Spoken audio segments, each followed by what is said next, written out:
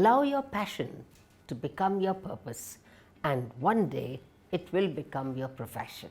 But I can still be inspired by someone's journey and their quest to be the best. I'm just saying that cricket those days when you played was a gentleman's game. If I'm good enough to get in, maybe I'm good enough to go ahead and be a lawyer. That life positive. I wouldn't say positive or negative. I think you have to think of it, like I said, think as a sports person. I can think of so much of ramifications in this. The quest for all of us is to build a more collaborative society. Them. But also, it's not just the government. We can't rely on the government to support every single talent. I mean, we probably have millions. But more civic society participation. We were just private individuals who wanted to do this. We found supporters, we found CSR support, we got a lot of people backing us, then we found these talents, worked hard with them, and I found success. And we'd love for more and more people to build similar organizations in local communities, in different cities.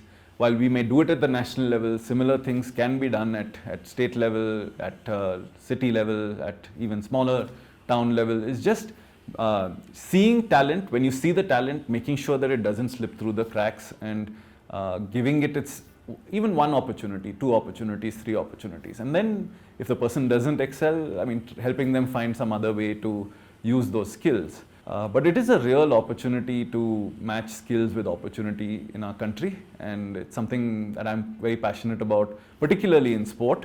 But that can be transported to so many other types of skills among our young Indians.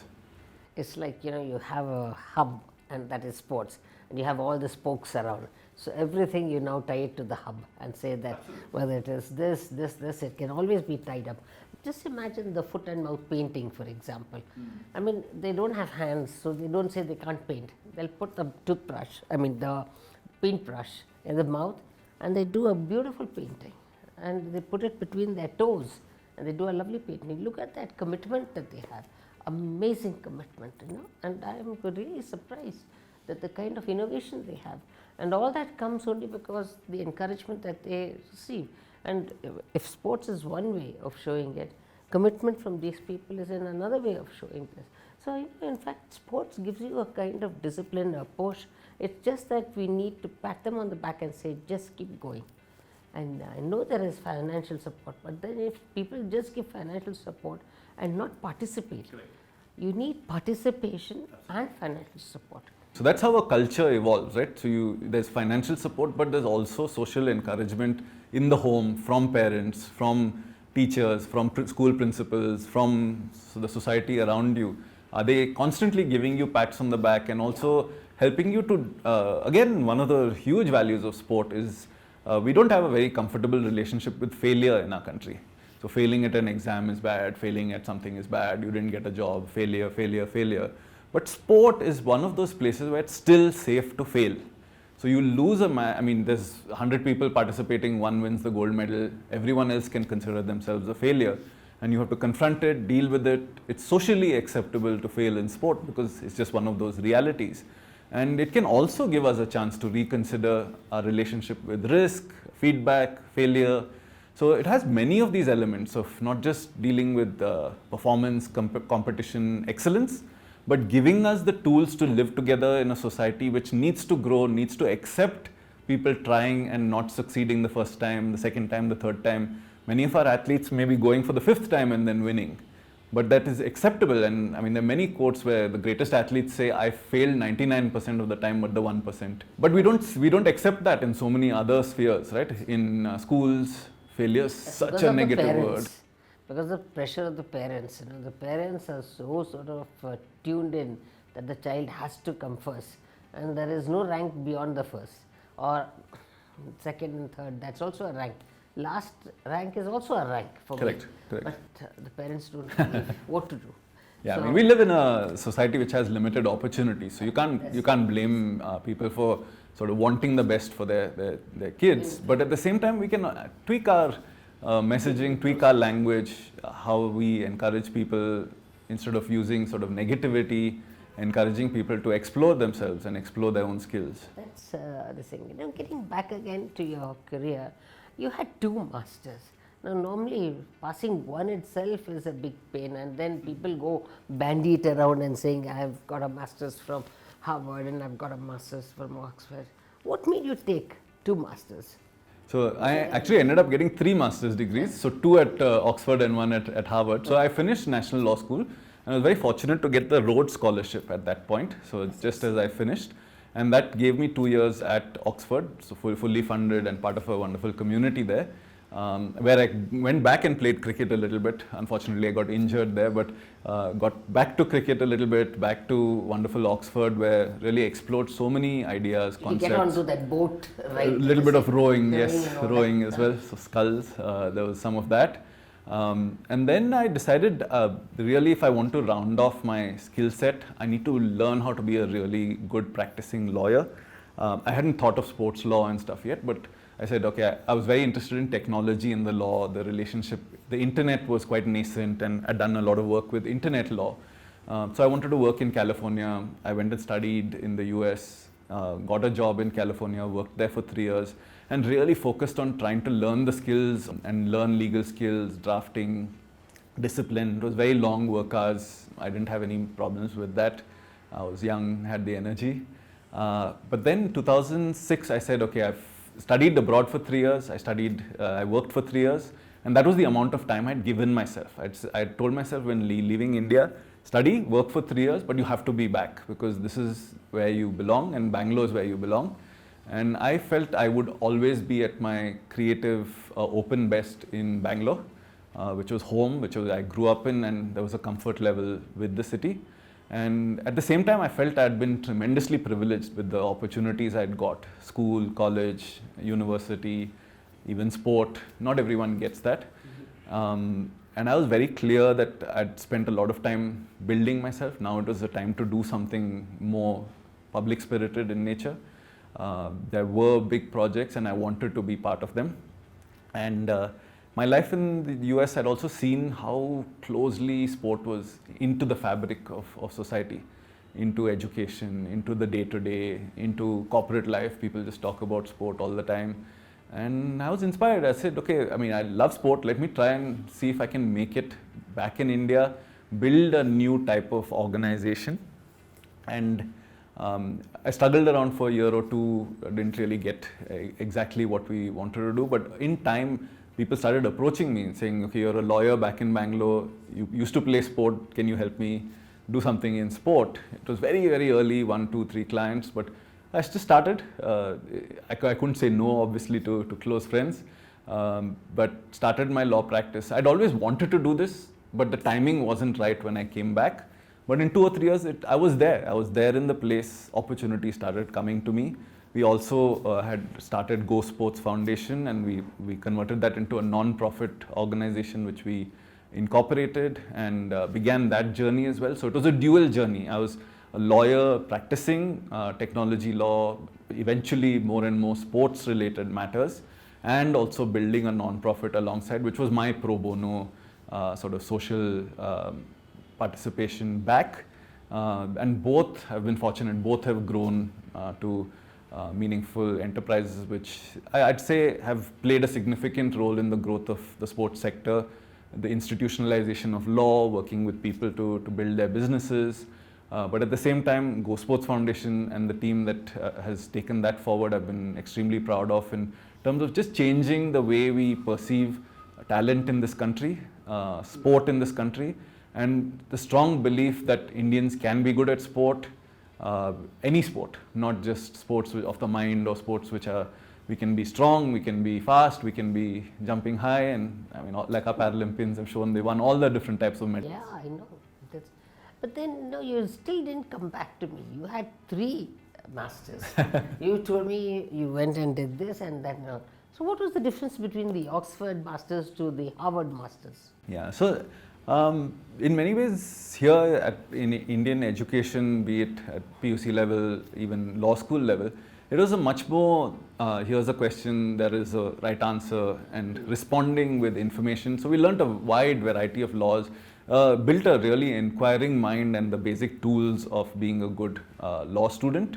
But in many ways, the Oxford degrees opened my mind in incredible ways. So it wasn't just about how to be a lawyer.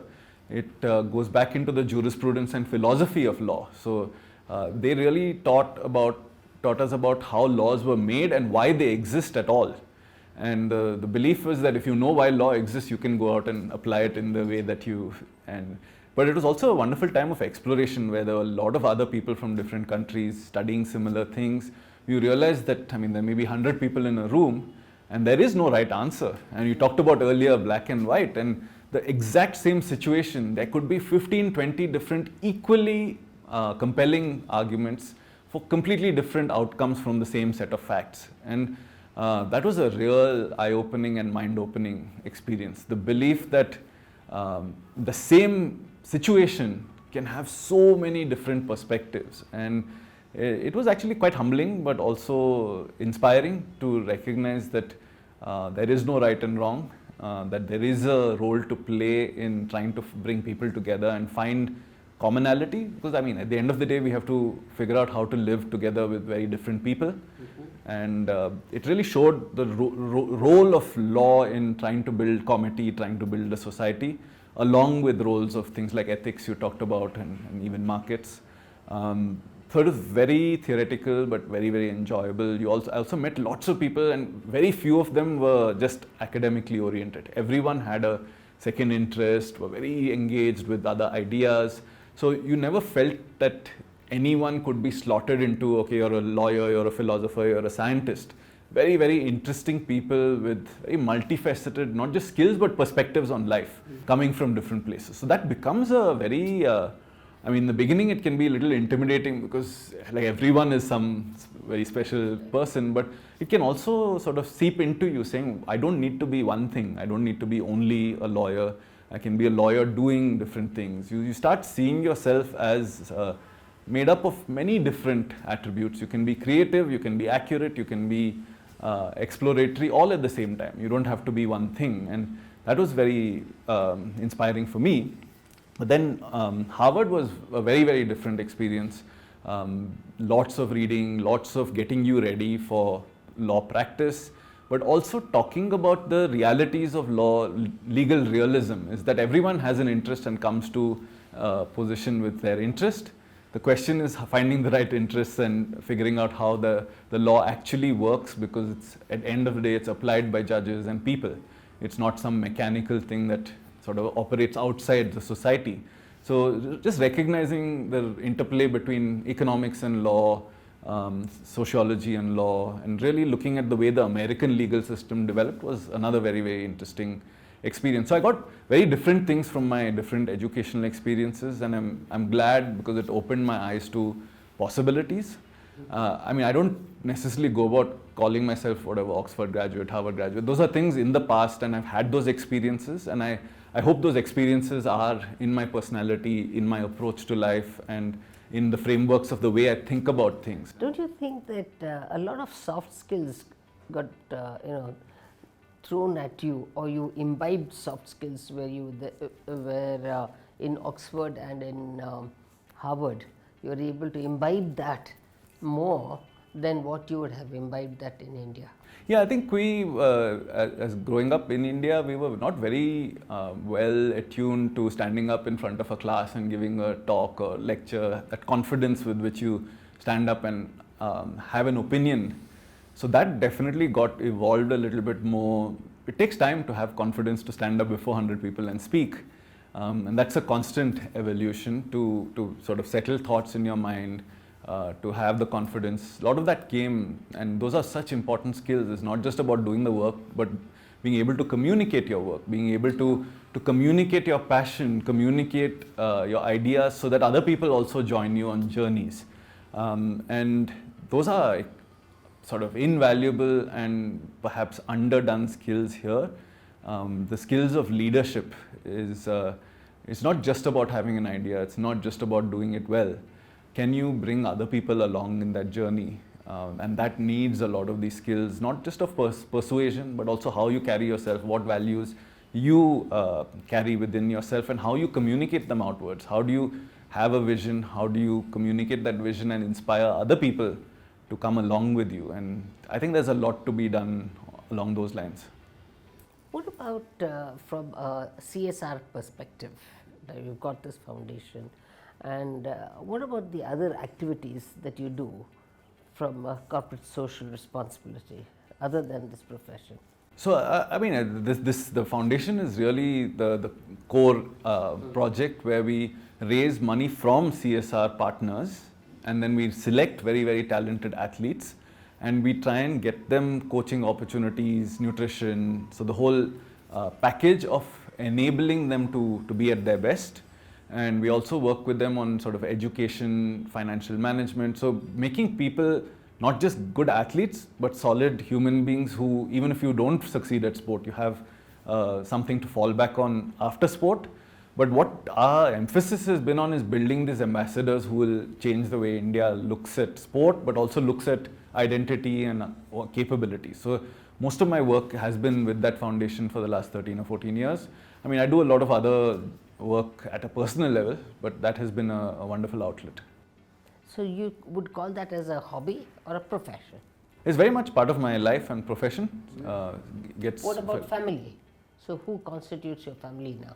I live with my wife, who's a documentary filmmaker, and I have 2 kids, almost 6 and almost 3, daughter and son. 6 and 3, okay. So, great. And we have a dog, so that's our household. So show me a person who has a dog, and I know how compassionate they are, and this is what has been always said. So your wife being a documentary filmmaker, her time is also utilized a lot into her profession. So who's in the house doing the cooking, etc.? I mean, we do have some help at home, but I think we are quite hands-on in the sense of bringing up our kids and bringing up sort of parenting. So the homework and all that? Yeah, we're very much involved. The younger one's not yet doing that much homework, but the elder one is. But they're all online. Mostly online and on Zoom. So that's been a real challenge, is again multitasking, right? Being a parent, being a lawyer, being all of these things at the same time. Do you know the way they teach phonetics now? It's so different. That's right, yeah. I mean, I was never taught like that. We were just asked to learn ABC, but now you say A, yes, and all that. I know all of that, so we did it last year. You did it. Look at that. So you had to learn that as well. Yeah, to teach, yes. To teach. Yes. So even the teacher's training is different now compared to what. So you can't even teach primary school children. So the system has changed so Absolutely, much. yeah. So going now, in the next 5 years, Nandan, where do you see yourself? Where is your motivation, and how do you see that where this GoSports Foundation would go, where your career would go? I haven't really answered the question for myself. I sort of work in maybe 2-3 year increments. I just look at the next thing that comes up. But what would I like to see my work being in is taking the whole sport in society project further. So looking at sport as a very, very powerful tool, not just about winning medals, but making it count at a broader level. So sports in justice, sports in education. So using sport as a very active tool to build a better society that is based on respect, friendship, trust, which are really the values of Olympism. I think excellence, friendship and respect are the 3 Olympic values. Why aren't they in our lives every day? That is a real opportunity for me, and something I'd like to spend a bit more time on is how do we integrate sport into education, not sports education, but every young person needing to play sport, needing to experience it, at the same time looking at sport as rehabilitative, using it in maybe the criminal justice system of juvenile justice, where people have gone. What about in addictions and all that? Absolutely, it's been used so powerfully in many different ways, and we're only scratching the surface of it. Because when you think of sports, everyone thinks of cricket team, Olympics, maybe now Paralympics, and sport is so much more. It's in the air you breathe. There is sport there. Do you use it? And to me, that is something I'm passionate about, is using it more actively as, going back to Dr. Madhav Menon's phrase, social engineering, an instrument for social engineering to build a society that is more stable, more respectful, and learns how to live on sort of equal terms and equal footing, with all the differences, with all the sort of uniqueness and heterogeneity, but still finding commonality in the values of sport. is a project I'm quite excited about. How that's going to play out is a work in progress. My life's always been a little bit like that. You look at the next 2 years, try and do what you can for the next 2 years and see where that goes. So I've lived my life much more in these 2-3 year increments. Not a 5-year plan. I'm not that good at planning, and very rarely does what I plan end up happening other than the very short term I want. Sure. Because what about health law? Does that interest you? So we do a fair bit of health law. It's a fascinating field. Again, going back to what you talked about, so much of it is actually in the ethics rather than the law, and law is only trying to catch up with ethics, right?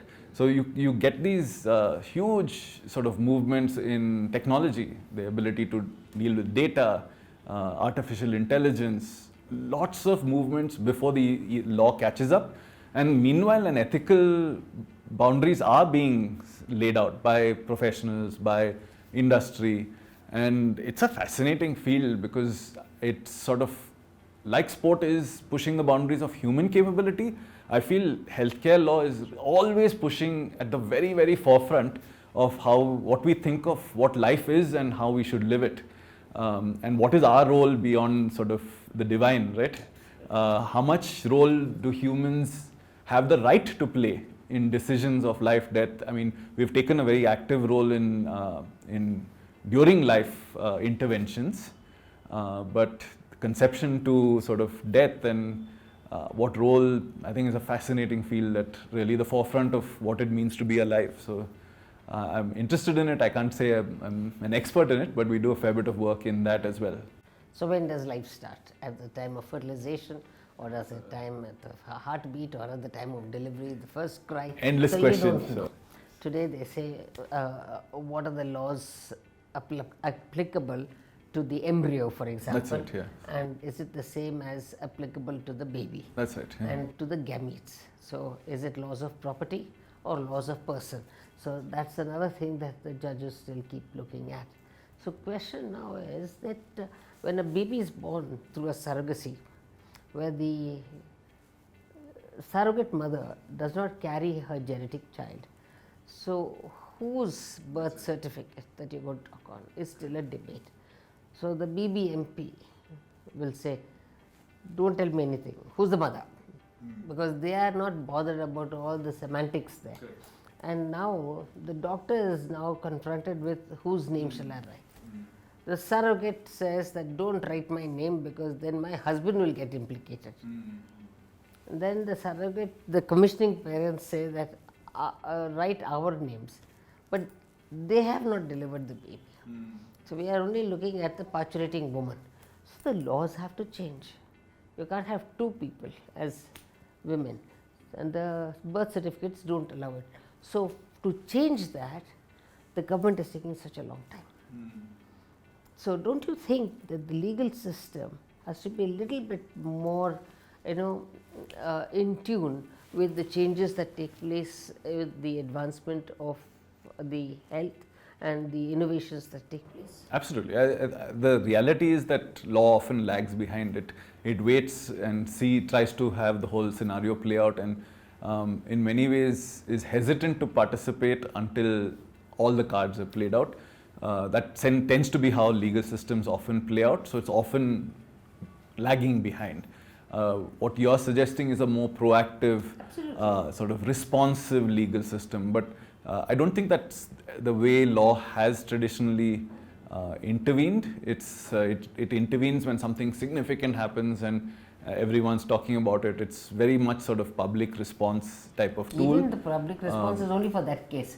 Correct. But then the next case happens, it's a case precedent. That's right. So, I mean, there's a lot to be said for better lawmaking processes, and the hope is that so many graduates have come out from good law schools in the last 20-30 years, the vision of Dr. Madhav Menon and many others who followed, and hopefully we'll have a more empathetic, broad-minded legal community that is going to be more proactive and help. A lot of the people from these law schools are now becoming judges, so we'll see a very different culture moving ahead. So I'm optimistic. People are very, very adept at knowing how law is responding to technology in many ways. Its relationship with ethics is an ongoing question. It's always said, good people don't need laws and bad people always know how to get by them. So at the end of it, is laws really required? Correct. Is a big question mark as well. You could very easily teach, I think, in law school with all your perspectives. Thank you very much, Nandan Kamath. It's been a pleasure having you here. My honor. And I would love to have your comments to our viewers. What makes Nandan Kamath really the Nandan Kamath, which really puts across the message that it's the hard work, the devotion, the commitment that you have reached where you are. You make it sound so easy that you don't have to read for the National Law School, and you will give the youngsters that are there in the audience who want to know from you. No, thanks for the opportunity to speak. And for me, mine is a very, very personal journey. I have not really tried to copy anyone or find some example of who I want to be like.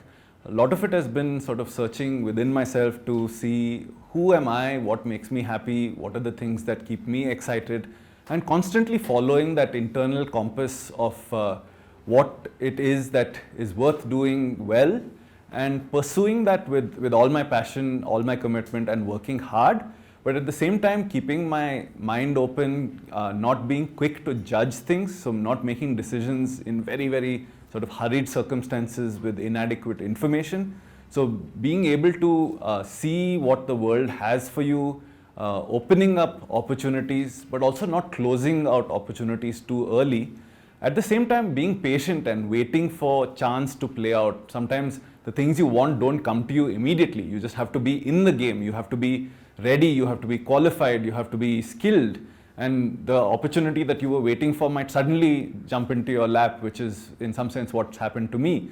So not necessarily being unidirectional, saying this is the only thing I want and I want it now, but knowing what you want and working with diligence towards that goal, but also recognizing that there's a time and place when it might come to you, and at that point you have to be ready for what that is. And that's just my simple message. There's lots of different twists and turns on any journey. You might have good luck, you might have bad luck. I wouldn't say you always make your luck or you don't make your luck, but being in the game and approaching life as sort of this largely ambiguous thing which you may not always have control over, but the elements you do have control over, you give your best shot to, but also constantly looking within to see why it is that you wake up in the morning, what is going to get you excited, and to constantly give as much airtime as possible to the best part of you. So the part that has you thriving, has you creative, has you excited about working on something, you should give as much of your day to that and spend the rest of your time enabling those hours as well. So that's my simple message. It may seem a little bit esoteric, but it is what it is. Thank you very much, Nandan. I'm sure all of them there would have got the message. There is no substitute to hard work. Of course, you have things falling in your path, but at the same time, you must also be ready with an open mind to pick them up. And secondly, also, there may be something that you may not have thought about, and yet that would be good enough for you to pick up and still go ahead, because that's what happened with the National Law School. You must also look at that it may not be the things that you had wanted, or it may be good for you but you have not realized.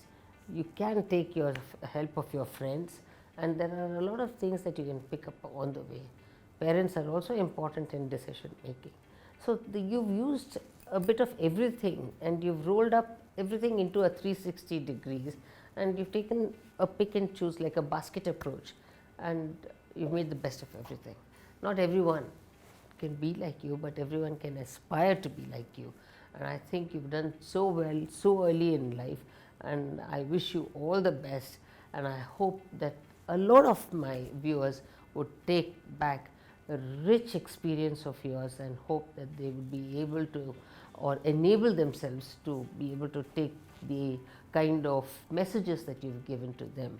I'm sure you've had a lot to learn from Nandan Kamath, and I am sure that we've had this session. You've enjoyed it as much as I have. Keep watching Dr. Kamini Rao's Masterclass.